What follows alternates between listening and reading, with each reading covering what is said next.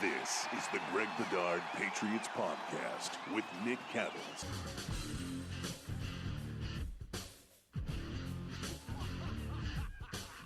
Welcome in, Greg Bedard Patriots Podcast. Glasheen in for Cattles today. Of course, the show brought to you by LinkedIn Jobs, where nearly 40 million job seekers go to find the candidates they want to talk to faster. We are reacting to Super Bowl 50, I've already lost count, 56, 57? 56. What is it again? 56. 56. So the aftermath 3 days later, and how this connects to the New England Patriots. So, Greg, let's start from a Patriots standpoint. As we've discussed in the past, they lost 4 of 5 down the stretch to go from the top of the AFC to being blown out in the first round. How do you feel the way the Super Bowl shook out, Rams, Bengals, how it connects back to the Patriots? Yeah, well, I mean, I think we'll get to that in a minute, Brendan. But I think the big thing is, it's amazing what's happened to the Patriots since they were like the top seed in the AFC at 9-4. I mean, losing 4 or 5 down the stretch, getting blown out against Buffalo in the playoffs. Dave Ziegler, who from all appearances knocked it out of the park his first year as director of player personnel, succeeding Nick Caserio, goes to Vegas. Josh McDaniels, who nobody has more experience as a Patriots offensive coordinator than he does, leaves to become the head coach. He takes like 5 people with him from offense, QB coach, wide receivers coach, O-line coach. Ivan Fears, the running back coach, is likely to retire. Joe Judge is back as an offensive assistant officially.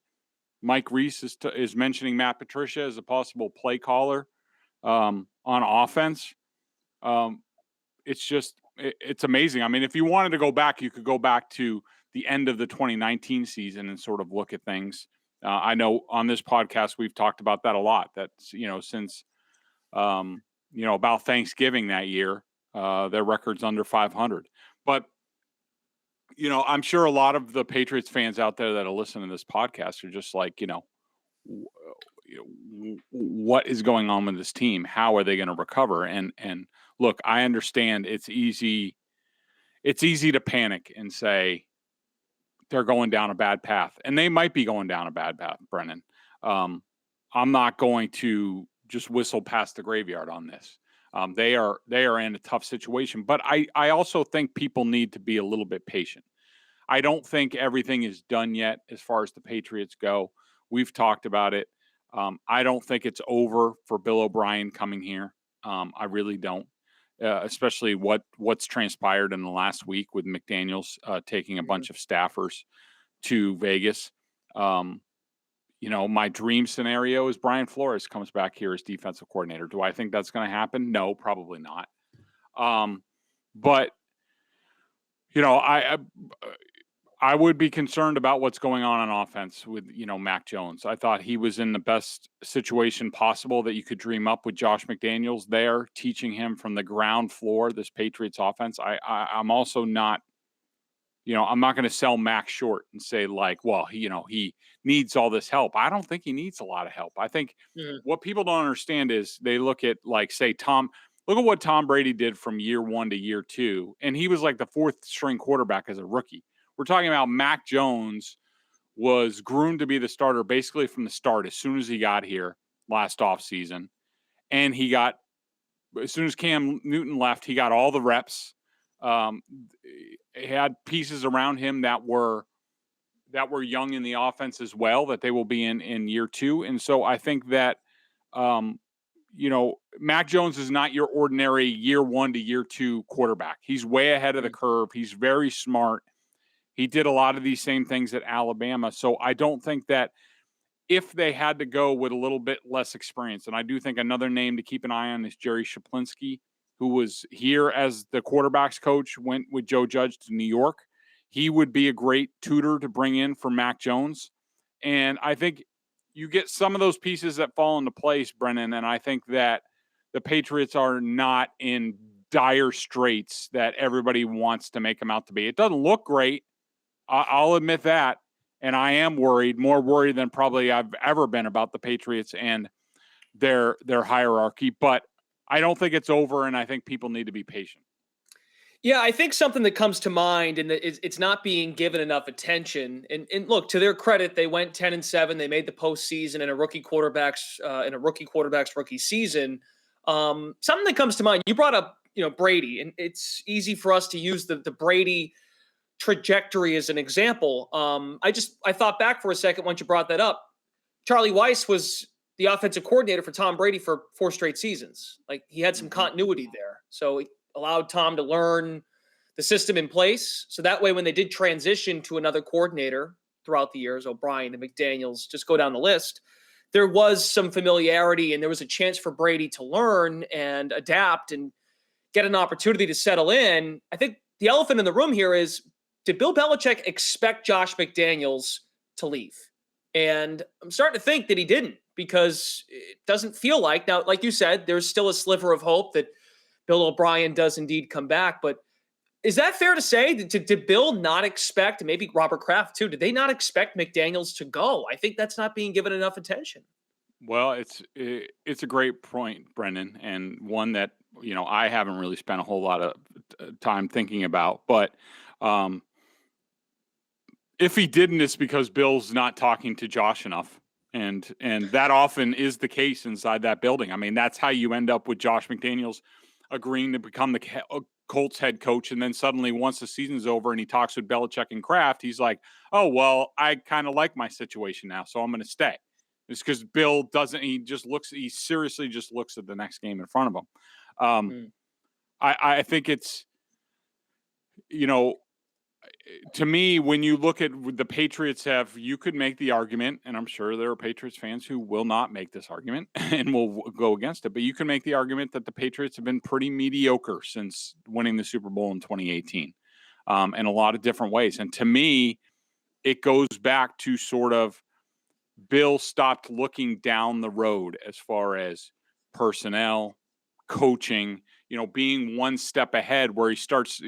One thing, Brendan, when I've covered this team, for a long time, since the 2010 season, and I viewed them from afar before that. And the one thing you could always count on the Patriots was like clockwork. And I did a column on this, I think, early on in the season.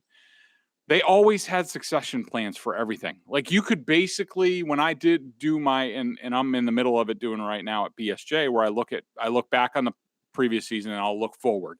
And I'll put a depth chart together and by contracts and player grades and things like that. And you look at it and you can almost predict, all right, well, they have an expiring contract here.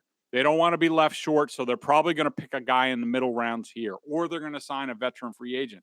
And Bill just stopped doing that. They had no succession plan in place for Brady. They had Jimmy Garoppolo was there, but then they traded him. You figured, all right, well, they'll get going again. Did they? No. No. Jarrett Stidham was not a succession plan.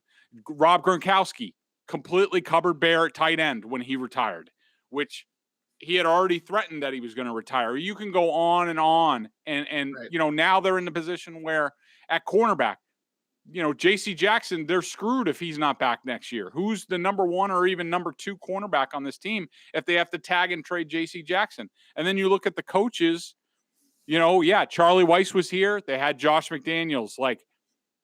Josh McDaniels took out a full-page ad in the Boston Globe today, and he even mentioned it in there about how he went from the defensive side of the ball to being the quarterback's coach for like 2 years under Charlie Weiss. And they had that going. And sometimes you're just going to get raided and that's going to happen. But, it just doesn't seem like they're prepared for any of this stuff. And so, your point about did he think Josh was going to go? I bet you he thought that Josh was going to stay. Like, what's the point? And now it'd be nice if he just would have said, hey, Josh, let's have a conversation. I'm only going to do this for 3 years. I'd really like to turn this over to you. So why don't you stay put? But I can tell you, there was never any talk like that. And I only bring that up because they took a quarterback in the first round. And they had to make a change at the position, as we know, after the 7-9 season. Everyone was calling for it. But it makes me wonder, when you're trying to develop a young quarterback, to your point about filling out your staff, Now you've got to worry about personnel, making decisions not 1 year down the road, but 2 or 3 years down the road. You put it in our show rundown. Like, Bill is basically challenging himself to do everything. And look, sorry, Bill, you did this to Brady years ago, but with your age, I don't know what your contract situation is, Bill, but I'm sure it's pretty good. But at your age, at this point in time, that's a lot to ask out of Bill Belichick. And I think we discussed this a few weeks ago, like rely on some people. Now, not just your friends, because we folks get on Bill for just recruiting his friends to come coach him, but at least someone from outside of the building. I know there's been chatter about Adam Gase, maybe a chance Patricia will come down to run the offense. There's a lot there. Brendan, we need answers soon. I think it's valid. I mean, if you're Robert Kraft or you're Robert and Jonathan Kraft, do you really want Bill Belichick? And we saw what the Patriots were with basically a head coach offense, which is what Josh McDaniels does. I mean, certainly Bill Belichick is in the meetings and giving direction on the game plan every week. Sure. But really, it's Josh McDaniels managing the entire offense. And we saw how that went with Bill. All right, he gets more involved on defense after the Dallas game. Yep. They got better on defense. The special teams were a disaster. Now at age 70, we want him more involved with the young quarterback, which is fine. I'm sure he's going to have the 2 meetings a week like he did with Tom Brady, and there'll be a lot of teaching there, and I'm sure that'll be great. But now he's going to be, there's even been talk about Bill being the play caller on offense. And well, what does that mean about the defense? Are you going to name Gerard Mayo and let him run the show, which I think that he should, especially after hearing him talk this Super Bowl week and his appearances and how he came off. Steve Belichick, are you going to do it there where, he's the outside linebackers coach? Yeah. How did those guys do this year? How did Matthew Judon finish the season? How did Kyle Van Noy finish the season? What's happened with Josh Uche and Chase Winovich in their development? Bill, I do bring up that I don't mean to be an alarmist, Brendan, and they call me the wet blanket of reason, for a reason. And, I try to be real and I try not to overreact, and I'm trying not to overreact to this. I do think there's a path forward though. If Matt Patricia can be more involved on defense, even though I'm not crazy about that, or, Joe Judge helps a little bit with special teams in addition to his offense duties, and Bill Belichick gets more involved on offense, then I do think, all right, then I can see a path forward. But, right now they're scrambling. They don't have an O-line coach. They don't have a wide receivers coach. I assume Joe Judge is going to do that since that's what he did his final season here. Ivan Fears, let's also mention, they have lost Dante Scarnecchia and Ivan Fears in recent years. Probably Ivan Fears. He hasn't announced it yet. But 2 of the best position coaches I have ever seen. And trust me when I tell you that those guys were not crutches, but a great asset to Josh McDaniels and the younger coaches on this staff, that they were always there, door open, willing to help, wanting to help, bringing them along. And now that's just gone. And it's just, how are they going to replace these guys? They have guys in-house. Troy Brown can be more involved. Billy Yates on the offensive line. I don't know who's going to do QBs. I would like to see Adam, like you talked about, we talked about succession plans. So it would have been nice. Why not bring in Adam Gase like a year ago, to be the quarterback's coach or something like that. So you have an ace in the hole should McDaniels move on, and just all of that stuff is stopped. And it's put the Patriots. I am more worried about the Patriots and their future than I ever have by far. Greg, you're not the wet blanket. See, what you're doing is you have the ability, and fans have a hard time doing this, and that's okay because they're fans. We can separate Bill the coach, who can cover up a lot of his personnel mistakes, and Bill the offseason magician. And what we're trying to say is, at least I don't think Bill is awful at it, but he needs some help along the way. Just think of it this way, people. If we say year after year for Tom Brady in his last 3 years here in New England, oh, he needs more weapons, he needs more this. We're saying the same thing about Bill. He needs this coach. He needs that coach. He needs help.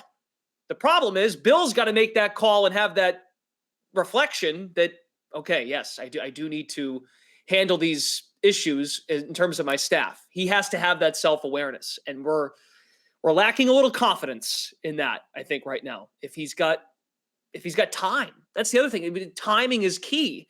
Is it too little too late for him to have everything lined up, and the McDaniels departure and now McDaniels plucking from the Patriots brass, I think is causing some problems here. So hopefully now that Bill's back after a nice trip away with where did Bill go?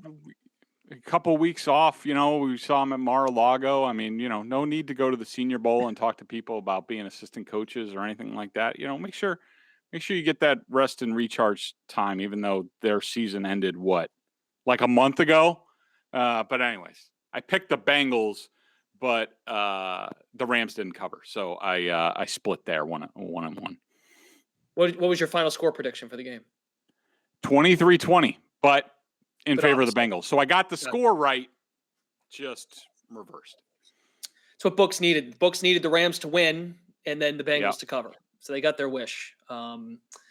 Let's get some game thoughts, even though it's a few days later. But there's always a way to connect what it means and what we kind of just discussed about the future of the Patriots and the landscape of the National Football League.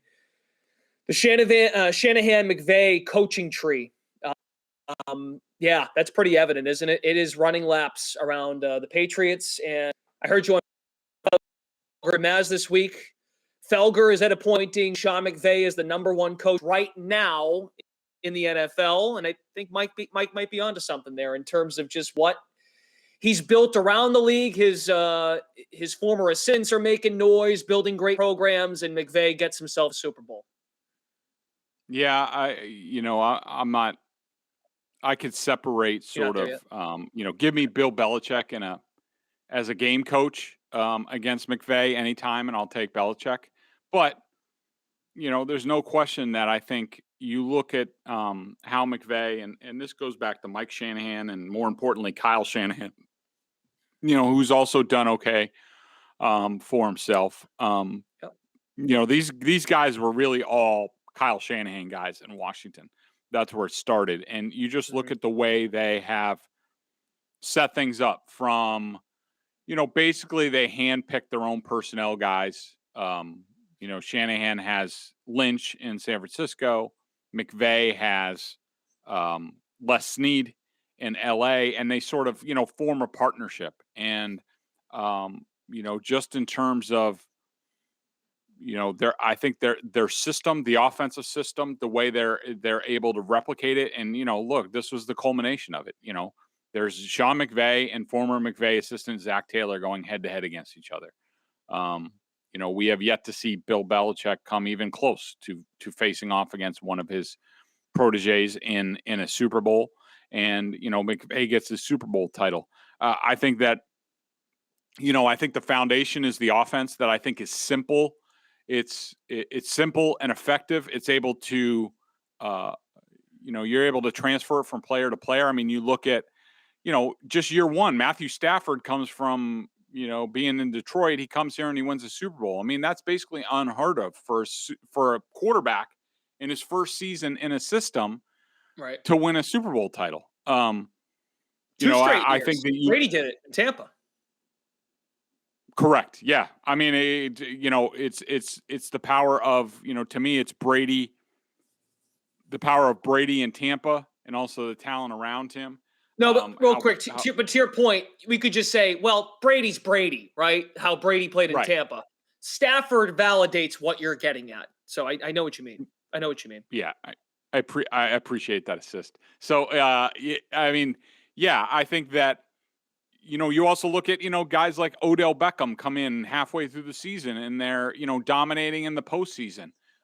You look at the Patriots, you just compare like systems. The offensive system, we've seen people struggle. Cam Newton struggled with it his first year. So did countless receivers. Ocho Cinco, Joey Galloway, Mohamed Sanu, is basically the equivalent of Odell Beckham, and N'Keal Harry. Sanu was, half a season rental, gave up a second round pick, paid him a buttload of money for nothing. And, you look at the assistants and what they've gone on to do. Matt LaFleur, Mike LaFleur is the, Jets offensive coordinator. You have more guys coming down the line. Mike McDaniel in Miami, Kevin O'Connell in Minnesota. All these guys are proliferating around the league and they're doing well. And, not to say I think Josh McDaniels is going to do well, but that's his second time around. Right. So I think in many ways you look at it, and I'm not here to tell you that I do not believe that Sean McVay is a better coach than Bill Belichick. And I don't think that Rams team was a great team by any stretch, even if they were fully healthy. But I think what they've done to this point, to me, has been very impressive. And, if you're an NFL owner, you can understand why they're hiring all these Shanahan McVay guys, because they've basically all been successful, especially the guys on the offensive side of the ball. And, Belichick's sort of the OG, the original. But I think now, and look, me saying this about McVay isn't any sort of slight to Belichick and what the Patriots have done. And I'm sure people will be like, well, they have won 6 or, if you want to count Brady's 7 Super Bowls. So, what are you talking about? This is not a no contest. Look, that was a long time ago. And, there's no question that the pairing of Belichick and Brady was historic. But they're never going to be able to do that again. Nobody's ever going to be able to do that again. But in the realm of the whole rest of the NFL, what McVay's doing, that's obviously the way to go, and the way things are working right now in the NFL. Yep. If there's one thing that McVay can say that Bill, it's still early, I suppose, but so far, assistants of the McVay-Shanahan tree are working, and that might just be because the league is changing too. To be fair to Bill, and they're changing. and they're younger. Yep. I think that's a bonus. I mean, because these players, the players the that league are coming is younger in the league now altogether. Yeah. I mean, these are not the same players that came in the early 2000s to the league, who played 4 years of college and all this stuff. And there was no social media and, what have you. And, they didn't really, comparatively, they didn't make a ton of money compared to, what these guys are making. And I think you can make the argument, not that I'm saying that like you need to have a younger coach to relate and things like that. I don't believe that, but I do think that the way McVay has handled his players, you look at, Jalen Ramsey, Von Miller, Odell Beckham, you're talking about not so much Miller, but Ramsey and Beckham are coach killers. They've been coach killers, in every place else, yet it's able to work, and McVay's able to find out a way to do it without restricting what they say to the media or, do your job and every day is a, trudging into the building sort of thing. They have shown that there's a different way to do it. I think it appeals to the players around the league. And I think, I think the Patriots have been caught a little bit shorthanded there. So I thought the game was great too. The first half, even though it was low scoring, I thought it was compelling, the product on the field. The third quarter is where things got stale.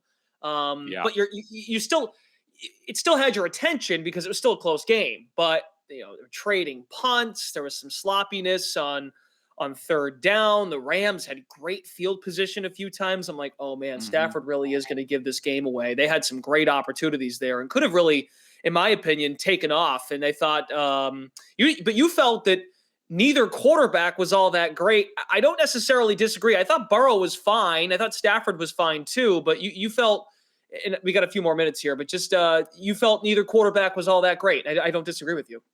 Yeah, I didn't think the quarterback play was great. Now, people who listen to this pod know that I put a lot of emphasis on how much how much pressure is generated on a quarterback.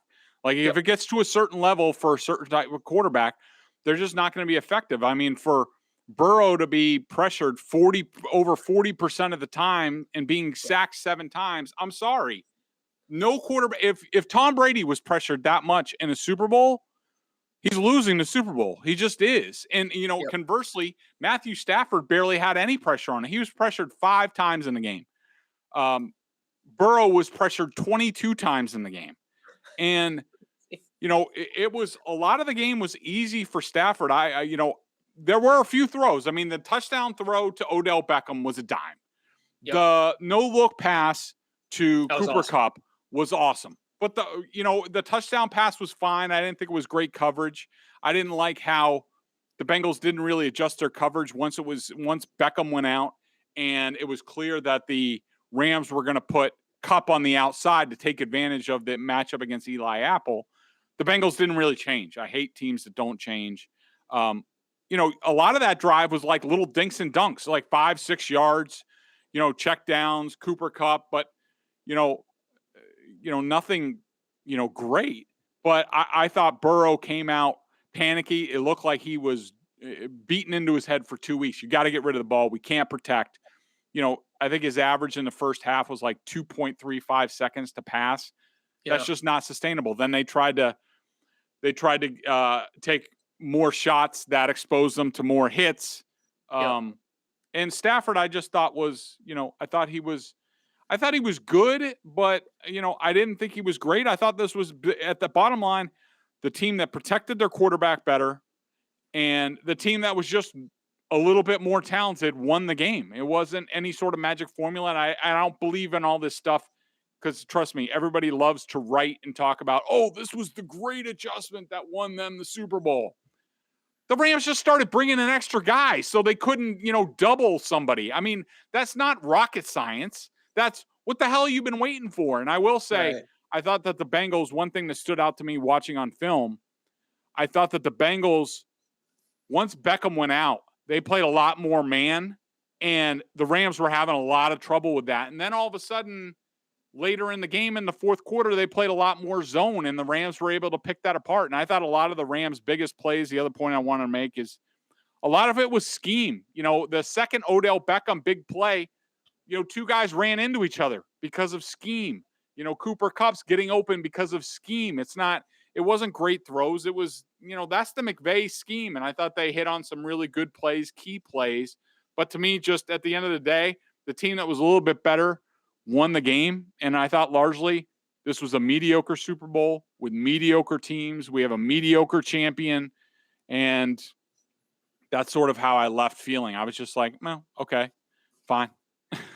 I don't really get on Burrow though for that. I think to his credit, offensive line was brutal the whole playoff run. So I kind of understand why he was trying to get rid of the ball, because on the other side of it, what if he takes more? You mentioned the pressures, right? What did you say? 22 pressures in the game? Yeah, 22.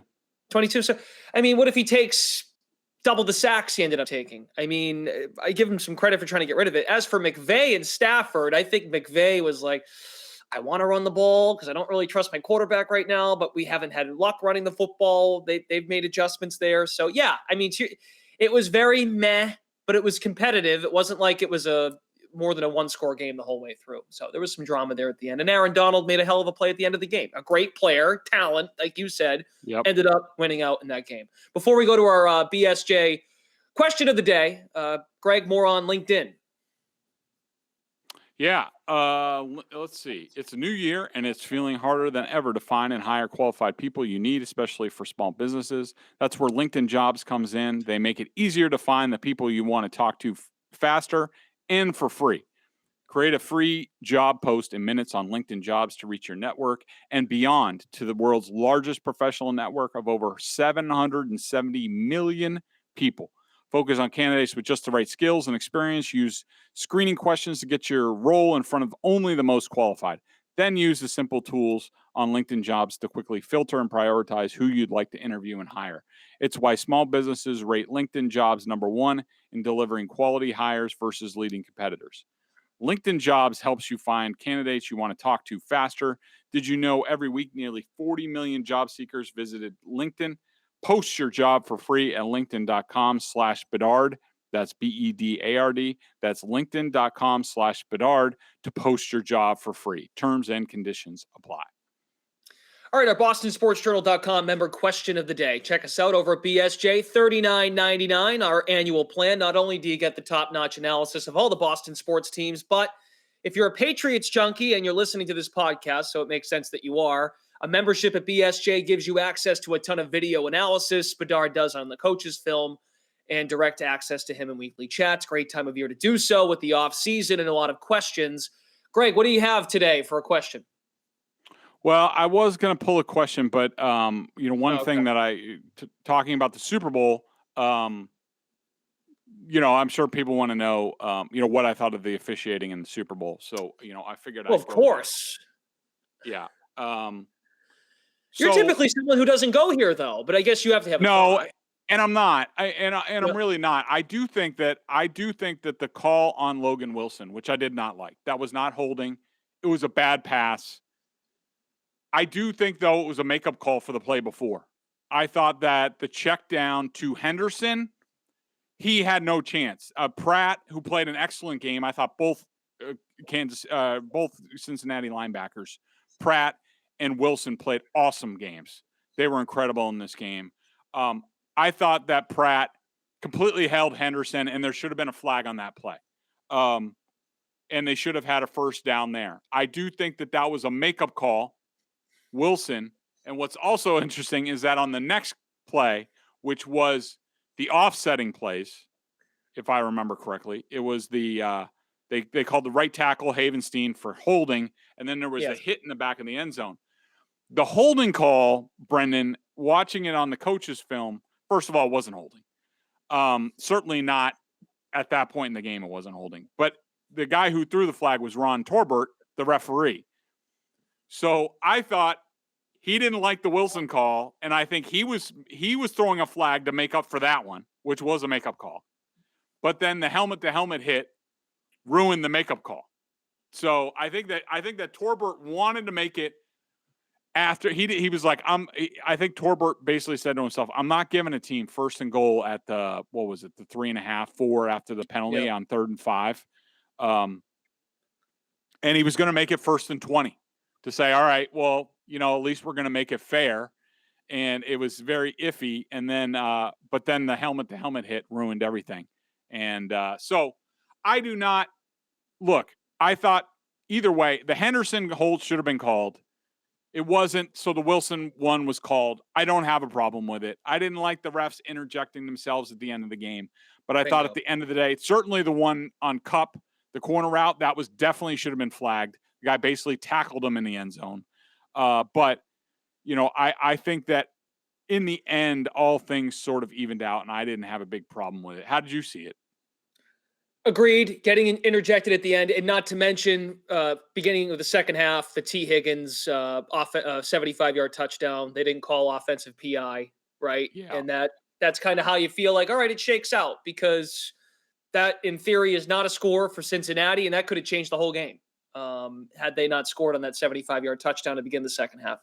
Yeah, I mean, look, they just had to get involved there at the end, right? And that's where Stafford looked iffy. He made great plays at the end, like you said earlier, but it makes you wonder, if it's 4th and 8, are they converting there? I don't know, because he had happy feet at the end of that game. I agree with you. I was waiting for him to cough it up. And I do think that the 2 interceptions, even the one that went off the receiver's hands, I thought that was on him. I thought it was late. No, it was early. He thought there was a pass rush coming. He got a little panicky. He threw it early, and that led to the interception. So I did not think he played great. Oh, there goes your mic. Greg, thanks for having me on again this week. I got to run.